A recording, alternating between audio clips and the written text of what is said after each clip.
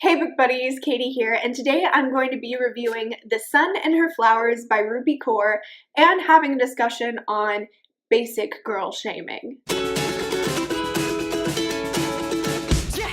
This video is probably going to be kind of long, so I will leave timestamps in the description. So in case you just want to watch the review, you can just watch the review, or if you're just interested in the discussion, you can just watch the discussion, you do you. But let's start with the review. So The Sun and Her Flowers is a collection of poetry by Rupi Kaur. She is the same poet who wrote Milk and Honey, which I'm sure many of you have heard of. It's very popular, and I believe both were New York Times bestsellers. This collection is split into 5 different sections, each highlighting a different aspect of Rupi's life. The first section is about a bad breakup that she went through. The second section is about a sexual assault, so if you are sensitive to that topic or if it could potentially trigger you, please be careful before you pick up this collection. The third section is about her family and her culture. Her parents immigrated from India, so culture is a very important part of her life, and she talks a lot about her experience as a woman of color and her parents and what they've been through as a result of immigrating from India.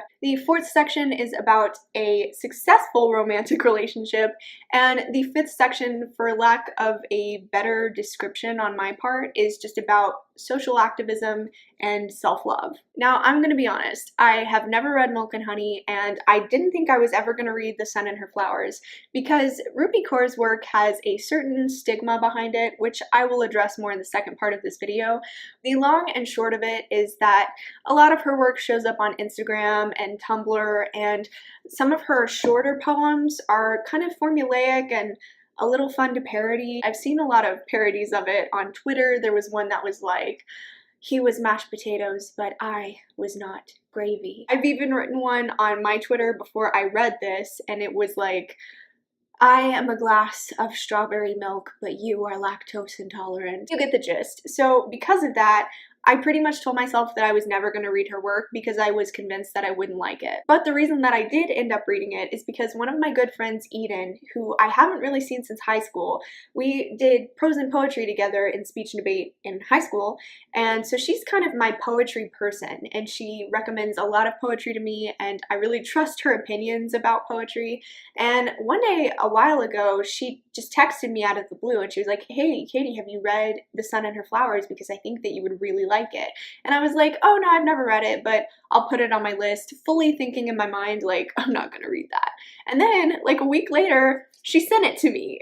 And she even wrote a little note in the front, and it says, "Dear Katie, this book is pure magic. May its words help you look at this world in a new light. Love, Eden." Is that not so sweet? So I cried when I got this in the mail, and of course I had to read it then. And surprisingly, I loved it.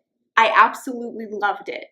I am going to be upfront, I'm not good at reviewing poetry. I'm not sure how to do it. I don't read enough poetry to really have an established rubric down for when I'm reading poetry. And poetry feels different to me than fiction, just purely because it's so much more subjective. When I'm reading fiction, I feel like I have kind of an itemized list of things that I'm looking for, like, is it character driven, how's the world building, things like that.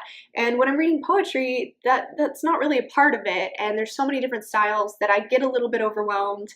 And also, poetry feels a lot more personal to me than writing fiction, and this is not to say that writing fiction isn't personal, because it is, and you can insert yourself and your own life experiences into what you write if you're writing a story, but ultimately it's a story, it's fiction. A lot of poetry is deeply personal, and so that makes it kind of hard for me to review it too, because I'm like, this person poured their soul into this, and I feel kind of bad for saying that their work is bad simply because I didn't get it, you know what I mean? Rupi Kaur especially, she bled onto the pages. The things that she talks about in this book, in this collection rather, are so personal that I can't even imagine how hard it must have been for her to write it. Like, it must have physically hurt her to write some of this, and because of that, I have just a tremendous amount of respect for her. So in lieu of giving an actual traditional review, I'm gonna just kind of read and react to some of the pieces in here that really stood out to me. So I tabbed some pieces in this collection The ones that have a blue tab are ones that I thought were cliche, and I didn't really like them as much, and they kind of made me roll my eyes or laugh. The ones that have purple tabs made me so emotional that either I cried or I got goosebumps, or I had to like set it down and breathe for a while. So here are the tabs.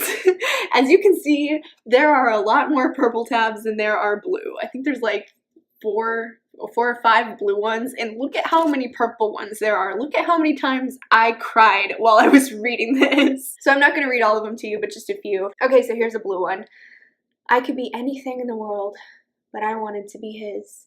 You know, it's like, okay, it's not bad, but it's like, okay, I'm taking out the blue tabs because I don't need that kind of negativity in my life, but I am leaving the purple tabs because I'm going to reread this at some point. Okay, so here's the first purple one that I marked. Where do we go from here, my love? When it's over and I'm standing between us? Whose side do I run to? When every nerve in my body is pulsing for you? When my mouth waters at the thought? When you are pulling me in just by standing there? How do I turn around and choose myself? I was like, ah! Okay, here's a really good one. You must see no worth in yourself if you find me worth less after you've touched me, as if your hands on my body magnify you and reduce me to nothing. Girl, oh, I was like, oh, get him, Rupi. Oh, here's a part. This one's kind of long, but I'm just going to read you a little part of it. I can avoid all this trouble if I just learn to act like a lady. But the problem is that doesn't even make sense. I can't wrap my head around the fact that I have to convince half the world's population my body is not their bed. I am busy learning the consequences of womanhood when I should be learning science and math instead. I like cartwheels and gymnastics, so I can't imagine walking around with my thighs pressed together like they're hiding a secret, as if the acceptance of my own body parts will invite thoughts of lust in their heads. I will not subject myself to their ideology, because slut-shaming is rape culture, virgin praising is rape culture, and I am not a mannequin in the window of your favorite shop. You can't dress me up or throw me out when I am worn. You are not a cannibal. Your actions are not my responsibility. You will control yourself. Oh, I got goosebumps just reading that just now. The way you speak of yourself, the way you degrade yourself into smallness is abuse. Borders are man-made. They only divide us physically. Don't let them make us turn on each other. Oh my god. Okay, I'm about to cry. How relevant is that? Oh, here's a good one. My God is not waiting inside a church or sitting above the temple steps. My God is the refugee's breath as she's running, is living in the starving child's belly, is the heartbeat of the protest. My God does not rest between pages written by holy men. My God lives between the sweaty thighs of women's bodies sold for money, was last seen washing the homeless man's feet.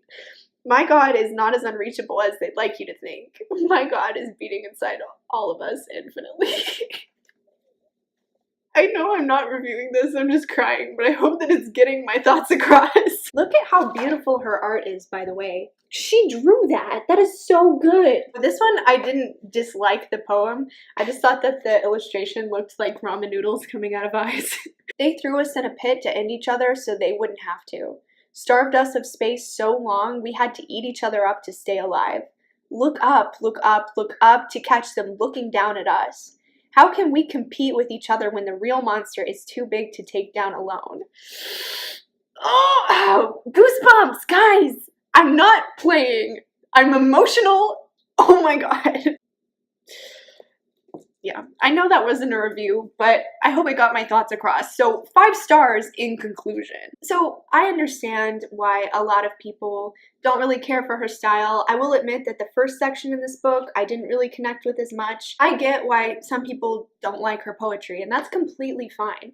But whether or not you are a fan of hers or not, it's kind of easy to see that she's sort of a pioneer when it comes to modern poetry, because I feel like there was a time not too long ago when I only knew like 2 people in the world who liked poetry, and I was not one of them. And after Milk and Honey came out, I feel like there was this huge resurgence of people who were passionate about poetry. So why does somebody whose work is so influential and has touched so many people, why does Rupi Kaur's work have such a weird stigma behind it? I know the answer.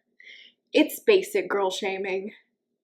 Welcome to part 2 of this video. It's time to spill the tea, my friends, or the pumpkin spice latte, if you will. Now, you might be asking, Katie, what is basic? Let's consult my favorite source in the world, Urban Dictionary, and find out. The definition of basic, according to Urban Dictionary, is only interested in things mainstream, popular, and trending. The example is, OMG, Bae is so basic. All she wants to do is drink pumpkin spice lattes and play Candy Crush. Hashtag lame, hashtag boring, hashtag basic white girl, hashtag basic bitch, hashtag not cool. That's how Urban Dictionary defines basic.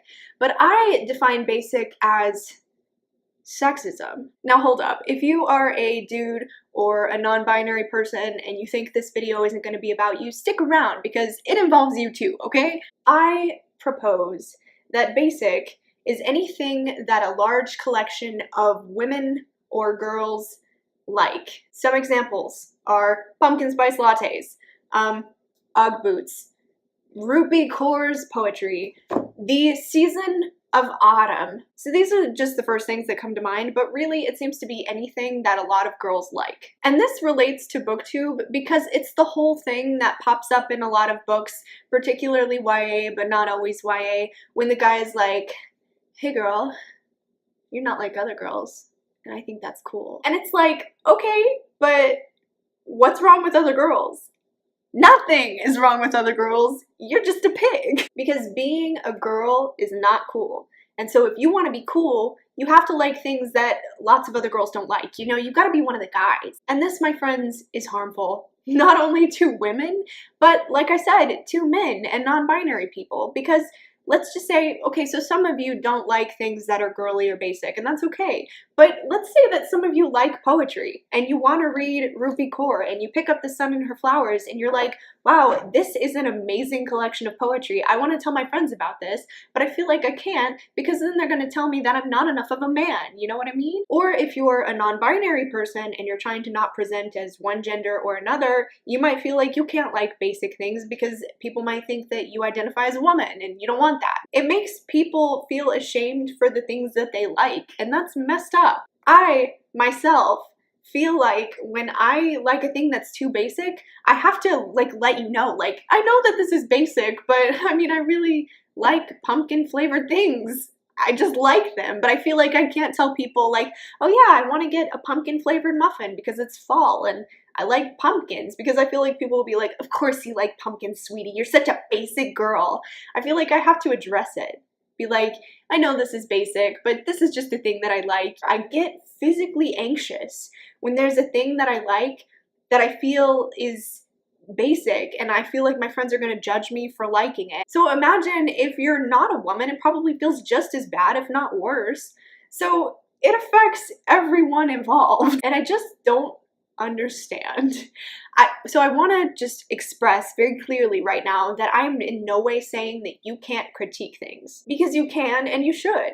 If you don't like Rupi Kaur, you are 100% allowed to say that. You can make a video talking about how much you hate it, that's fine. If you think that pumpkin spice lattes taste like piss and you just don't like them, that's okay, and you're allowed to say that. I'm not one of those people that's like, you know, keep your negative opinions to yourself. I'm just saying, if you don't like something, tell me why you don't like it, but don't shame a whole entire group of people because they like it. You know what I mean? As long as somebody's interests aren't harmful to other people or themselves, why do you care that they like it? You know, why do you have to label them and put them down because of the things that they enjoy? Like, are you just that against happiness? I really want to post one of these onto Instagram, but I feel like I can't, because I feel like if I do that, people are going to be like, Katie, she's so basic. So sometimes the label is just basic, or sometimes it's basic girl, but pretty often, and we saw it in the Urban Dictionary, hashtag basic white girl. Now, hold on, okay? Don't think that I'm about to start talking about reverse racism or whatever, because that's not a thing. But I do have a problem with that label in this particular instance, because I have seen an overwhelming amount of people reference Rupi Kaur's work specifically and label it basic white girl poetry. And I'm like, did you read it? Beautiful brown girl, your thick hair is a mink coat not all can afford.